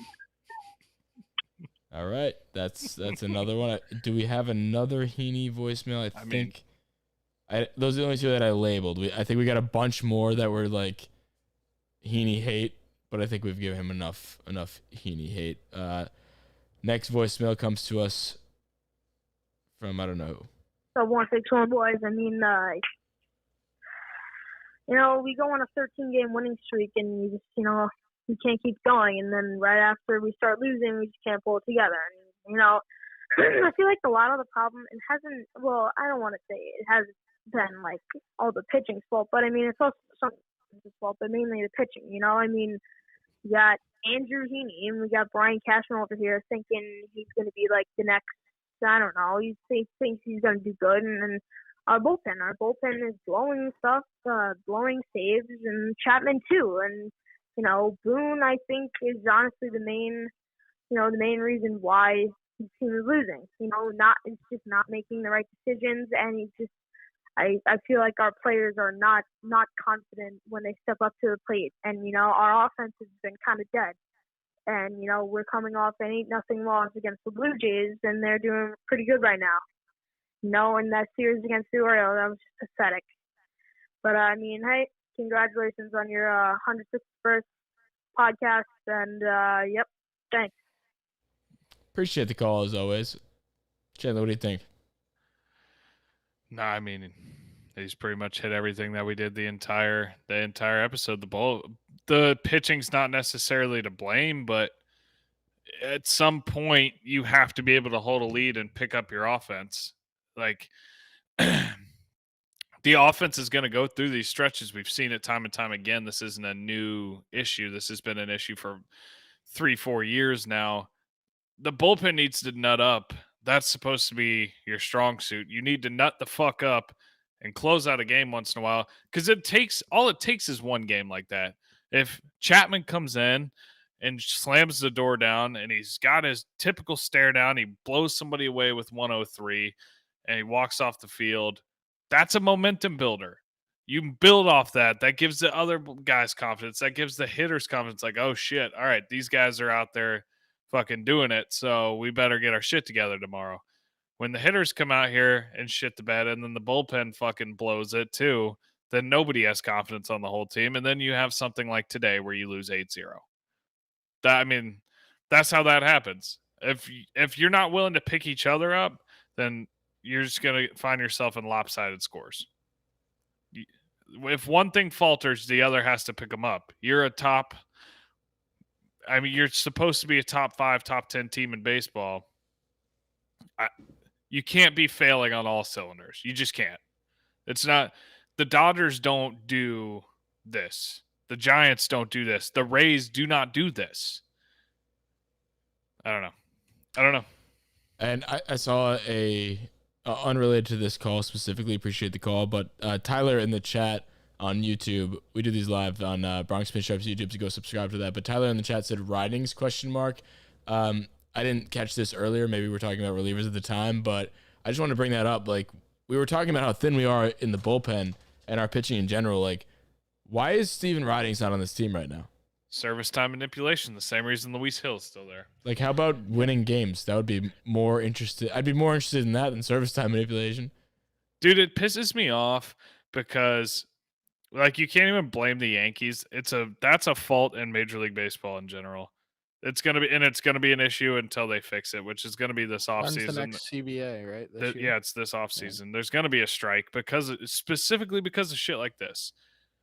That's the reason that fucking Heel's down there. That's the reason that Ridings is down there. Ridings is Rule 5 eligible too, which scares me. I don't want to lose Ridings. If you are one of the best 25 players in your organization, you should be able to be on the Major League roster. Well, look at the fucking Orioles organization. They had a guy throw the other night in Double-A that's hitting 100 and dotting the blacks. And you have the fucking Orioles. You are the fucking Adley Rutschman is in. I think he just got promoted to Triple-A. But you tell me Adley Rutschman can't compete better than some of the players in the Orioles? That pisses me off in general. It's just, if you keep him in the minors, why your team sucks and you're not just wasting the service time. The service time manipulation is disgusting, and that's what's going on with Heel, with Ridings, with all these big name guys that you think should be getting an opportunity. That's the problem. It's not that they think Heaney's better. It's that they know they can manipulate it and get another year out of him. It's been going on forever. It's not going to change anytime until this offseason is the earliest it's going to change. But to answer any further questions about any of that, and it drives me batshit crazy, but that is the short answer, and it's disgusting. So the last voicemail comes to us from, I keep saying from, I don't even know who it's from. These people aren't saying their names. I'd like if they said their names and where they're from. New Jersey. I'm just trying to figure out where is Luis Gil, man. We need that guy back in the rotation now more than ever. Just want to hear what you guys' thoughts is about that. Thank you. So didn't catch your name, but I do appreciate you saying where you're from because I just yelled. Just tell us where you're from and what's your fucking name. But we just talked about this a little bit with Luis Gil. He's getting a start on Wednesday, and Good. I swear to God, if Heel gets, like, if he's not staying on the team from here on out after this start, I don't know what to say.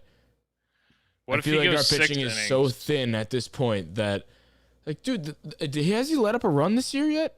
He has a 0.00 ERA. That's what I'm saying. Like, we joke about it, and we're like, this guy could literally not give up a run. He wouldn't get the call. This is the perfect example. He quite literally has not given up a run, and he's pitching his games in Scranton while Andrew Heaney's getting starts. That right fucking there Is what's proves broken. you that the system, the Major League Baseball is broken. Chris Bryant left spring training with 10 or 14 home runs his rookie year. Didn't break camp with the team. Gleyber Torres didn't break camp with the team. He just coincidentally was playing well enough to get the call the day that he got another season. It's what it is. What it is. It's got on a to lesser note change now, but the same thing happened with Clint Frazier when we got Talkman. I don't know if we remember. Everybody thought Clint Frazier was going to come up. We brought in Talkman, threw Talkman up so that we could manipulate Frazier. In Exactly. hindsight, The I feel like they did that well. Yeah, that's why I'm saying like that's The Yankees a way ruined different Clint Frazier's but like career. that was why that happened. Like Andrew Yeah. Talkman was only good because and only on the Did team you say because Andrew Talkman? Mike Little Talkman. Sorry, I don't know. I said that and I was like, wait, and then I just didn't feel like correcting it. But either way, you know what I mean. Yeah. He only came up and played well because he came instead of Clint Frazier.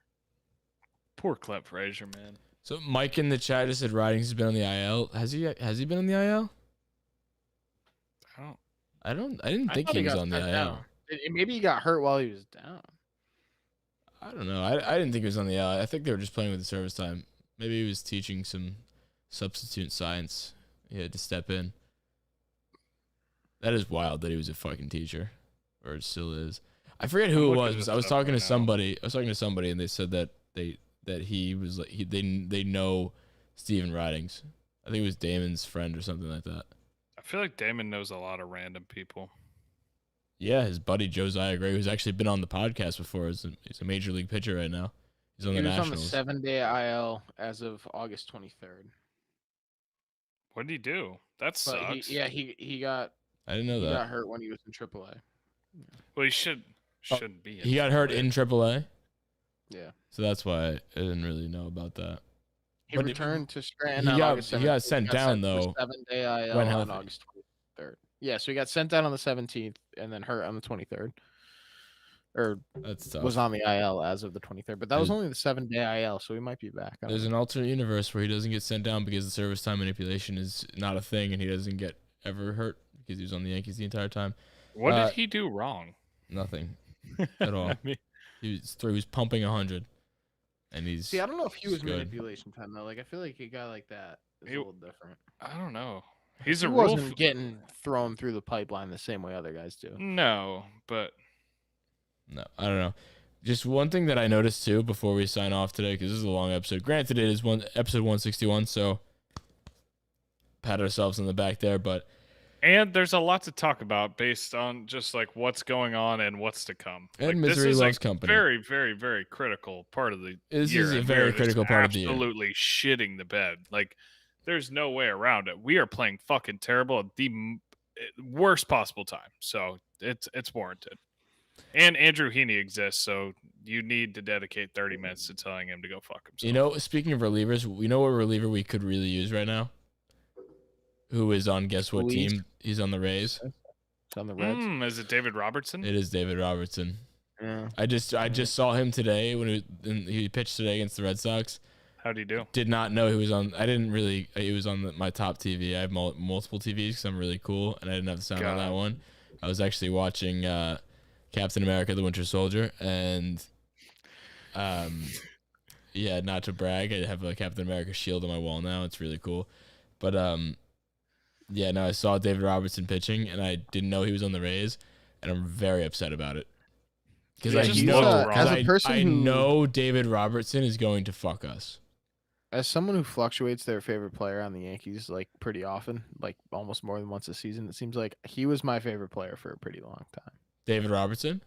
Yeah. For good like reason. For mostly from his first stint on the Yankees, not his second, but still. I mean, he was unbelievable. I on the love Yankees. me some David Robertson. I love those high He was routinely one of the most underrated pitchers in all of baseball. Relief pitchers, that is. Yeah. Tommy Kahnle. I miss Tommy Kahnle. Yep. That's another one. I love Tommy Kahnle. I was at the Really game where sad he when poured the fucking ice cold water on his face in 35-degree weather. It was awesome. Electric. Yeah, David Robertson this year has a 2.25 ERA. Jeez. Only 4 innings pitched. Maybe that's why I didn't notice because I guess he just came off the IL. That's why. Okay. Yeah, because I had no idea. He had an open tryout. I did not know he was there either. He had an open tryout, and the Yankees went and didn't sign him. Good. Fantastic. I just know he's gonna fuck us. I just know if we get out of the wild card and we end up playing the Rays, he's gonna shove dick against us, and it's just gonna happen. It's gonna be what's gonna happen. He's gonna end our season. David Robertson is gonna end our season. So sad if that. David Robertson is gonna end this podcast. Could you imagine that? We made it 161. That might be the end of us. David Robertson's gonna fucking shut us the fuck down. It's gonna be too much to handle. All right. I think that'll do it for me, unless you guys have any other closing comments. So we got three more against I got one more closing Okay. comment. Did you see the tweet today? I think it was Gary Sheffield Jr. But the Yankees are paying more for Aroldis Chapman and Corey Kluber than what the Phillies are paying Bryce Harper. How? And they're paying him a lot of money. He's getting 25 point something this season, and we're paying 26 for Chapman and Kluber. And he's what, the third or fourth highest contract in baseball. So it's not He like they're now stealing is Harper. like a they're- top 3 MVP candidate. They're but like they're getting every dollar's worth out of him. Like it's not like he's on some contract that they are taking advantage of. Like they bankrolled him. No, I know. I'm just saying. I don't know. That seems kind of No, I'm saying that makes it way worse. I don't think that's cherry picked. No, I'm saying that makes it way worse. I don't know. I mean, I just think it's sad. It was a weird thing. I don't know. It is sad. Harper would have been bad on the Yankees too. Harper should always been a Yankee. I stand by this. Yeah. There are a lot Harper of would have shit, been the man. lefty bat that we needed to. And Yeah, but at the time I was so happy we didn't sign him because he Why sucked for were a you- couple years. why? Well, when it was the him or Machado thing a couple years ago, and I was like, oh, we shouldn't have signed either. And then we got LeMahieu, and it panned out so well, and I was like, wow, that's amazing. And yeah, it then was now, fine when LeMahieu couple had years had later. bad batting titles in the bag, but now he's yeah, batting LeMahieu had a 260. batting title. Harper sucked. I still don't like Harper Machado. never sucked. Harper never sucked. He did, like he, He did didn't. though. No. He He definitely didn't. did. Like he didn't. No, I'm he, really- he was like slightly above He average was instead of an severely MVP. underwhelming. I'm for how much totally they were gonna pull up paying these him. stats It was and a extend this podcast. groundbreaking contract when they signed him, and the next year at least he was very underwhelming. Imagine Harper in Yankee Stadium. He should have been a Yankee. He was born to be a Yankee. Yeah, if you want to get excited about Gallo in Yankee Stadium or Rizzo in Yankee Stadium, imagine Oh, Bryce fucking yeah. Harper in Yankee Stadium. That's not what I'm saying. Yeah. Okay, his first 2 years of the Phillies. Yeah, I Yeah. mean, not no. I mean, I don't know. I don't know how. All right, for how much they're paying him. 882 OPS and 962 OPS. That's good. pretty fucking good. That's really fucking good. And his first year, I guess why you probably have this stigma is because his very first year with the Phillies, 260 batting average, 882 OPS, which is very good. 127 OPS plus, very good. Just not like MVP numbers right out of the fucking gates. The very next year, he had a 268 batting average, which is great. 962 OPS and 159 OPS plus. 268 batting average isn't worth like 159 OPS plus. You're not paying for the batting average. You're paying for the fucking. What was that? That was 2022. All I know is that was after his 2020, first yeah. year under contract, I said, "Thank God we didn't pay for Harper." Obviously, now that is. And this season he has a blasphemous. 170. I don't care about this season. 170 OPS plus. Yeah, He's a exactly. The whole career point of this- 278 hitter with two. He has a chance at 500 home runs. He's got a shot. He's 28 and has 260. 259. I bought a Bryce he has Harper shirt 260. jersey on the Nationals his He hit first one year today. because I swore he was going to be the best player in baseball. I thought he was going to be Mike Trout. He is And one they of the came best up the players same in year. baseball. No, but like a Mike Trout type best player in baseball. Not. Bryce Harper's probably a top 10 player. I agree with that. I'm just saying, like, I bought a shirt jersey his rookie year because I'm like, this That's guy. 'cause they is come up- the they came guy. up And it was together. him and Trout, and I remember they came up together, and it was like, oh, these are the two guys. He's I 19. was like, He's nah, 20. fuck that. I'm Team Yeah. Harper. I'm like, I love Bryce Harper, and then That's Mike a Trout clown became Mike question, Trout. bro. exactly. Also, he fought Jonathan Papelbon in the. dugout. was pretty sweet. Cool. Do you remember he tried to throw his helmet at the guy and missed? Yeah, I remember. That was sweet. I love right. Bryce Harper. Wait, I'm sorry. We're getting into like the late ones, but did you see like the guy in the minors that pimped the Yes. shit out of that home run and then just talking shit to everybody around the bases, and then the second, I think it was the shortstop was like standing on second as he rounded, and then by the time he got to third, the shortstop charged him, and then there's a big brawl. It was really cool. Oh, also, speaking of Bryce Harper, now that we're on the topic, Murphy, I feel like you'll be happy about this. So since was he your cousin or your step cousin? Yeah, so my brother-in-law. So yeah, my cousin is getting married in October to who you're talking about. To Jesse Biddle. Jesse Biddle. He's a minor leaguer, journeyman, been around the league. Journeyman, Cincinnati. Known mainly for being taken a mile deep by Bryce Harper. Like I mean, he also struck out A-Rod. Like, So, when like, no, he struck out A-Rod. That's what he's known for. That's Double cool. A. But he's mainly known in our world for being taken literally 550 fucking feet like by Bryce Harper. When you think of Bryce Harper's furthest home run or like his Phillies moment, it was against Jesse Was Biddle. it the walk-off grand slam? No, not that one. Not it was that his one. first home run on the Phillies, I believe. And it or was at least a his first mile. home run at Citizens Bank. And it was so far. really- But he what got I wanted, lucky. What I wanted to bring up, yeah, He definitely got got lucky. What I wanted to bring up was that Damon's like best friend Josiah Gray, who was from the Dodgers and now he's a pitcher on the Nationals. I looked at Damon because he's pitching every 5 days now. He's in the rotation. Yeah, he's a starter. And he pitches well, but then he gives up home runs. And I was like, Damon, there's no shame in it if Bryce Harper takes him fucking deep. Jesse Biddle gets taken deep. Your buddy and Murph's brother-in-law, whatever the fuck it is, will be in a similar camp. It'd be fine. Immediately after that, he takes him fucking a mile deep. And I was like, well, I can't wait to tell Murph about this. I'm not here for the slander on Jesse Biddle. I'm gonna look up not here before we end the show. I want to look up Jesse Biddle's numbers. How do you Jesse? Is he even on Baseball Reference? Yeah, he is. He's on Baseball Reference. I feel like that was a stand. He's been on the Braves. If he's He's a been around journeyman. long enough to give up a home run to A-Rod, then that's a Braves. pretty good No. career in itself. He did not. Well, so he did give up a home run to A-Rod, but the point was that he struck out A-Rod. Okay. Oh, well, if he's been around long enough to strike out A-Rod, he's Yeah, been but he playing- was in the minors when that happened. Oh, he's been pitching this year. I he told isn't- you he's on the Reds. 8.44 ERA. I don't want to hear the slander. 1.68 WHIP. Dude, I don't want to hear it. It was over 10 innings, all right? Relax. So He's kind of I don't shoving know in the minor Jesse leagues. He's Biddle. going to make his way back. I don't want to hear it. I don't want to hear it. Just not it. Not Nope, it. I don't want to hear it. I mean, Good night, everybody. He only has a 5.07 ERA for his career. That's Ooh, actually fun not fact. terrible. Friend of the pod, Mr. Brandon Lockridge came off the IL the other day and hit a home run. Was he on the IL? Yeah. I can't wait for him to be the best player on the Yankees.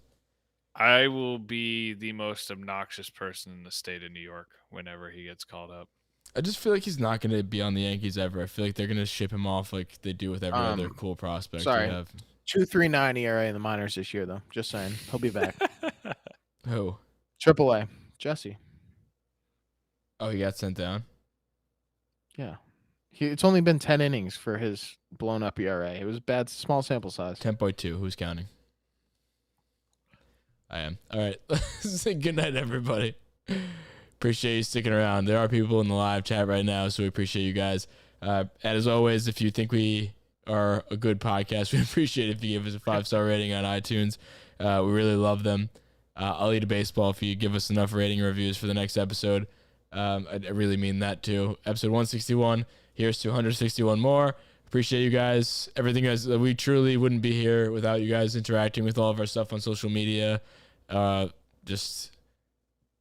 love you guys. This has been a hell of a ride for 161 episodes, and we look forward to the next 161 and next 1,161. So, love you guys. Leave us a 5-star rating review. Subscribe to the YouTube, all that jazz. Yeah. Good night. Hope the Yankees play better.